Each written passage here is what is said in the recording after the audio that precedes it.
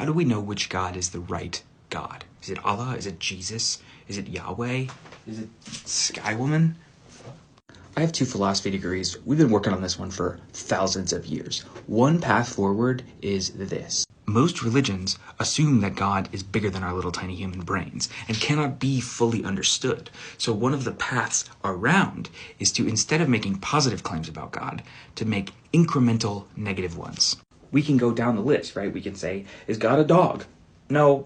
Is God a plant? No. Is God a sunset? No. And we make this list of negatives and start to look for commonalities in the thing. So maybe if it's not any of these things, maybe God's not even a physical being at all. And then all of a sudden, it seems like we're starting to get to positive claims about God just by doing a bunch of negative ones. Not a physical being. Cool. That's a positive claim that we got to negatively. Philosophers and theologians call this the via negativa.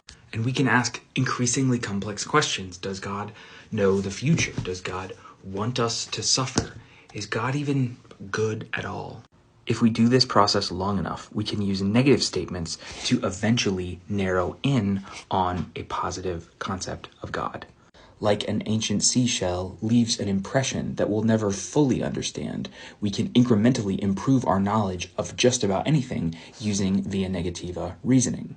So why do we care about this on this channel?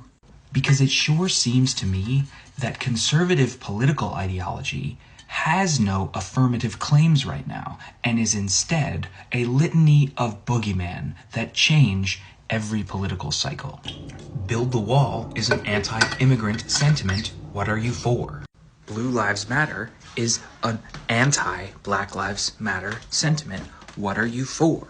Anti-climate change, anti-trans people, anti-CRT, anti-voting rights. Like Hamilton says to Burr, if you stand for nothing, what will you fall for? But in all your negativity, you are teaching us some things about what you are positively for.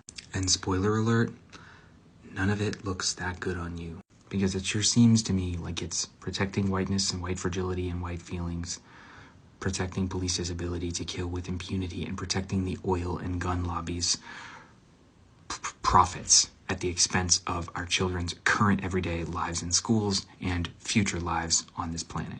If you are for something else, please tell me. And please don't say freedom or some other abstract moral blank check.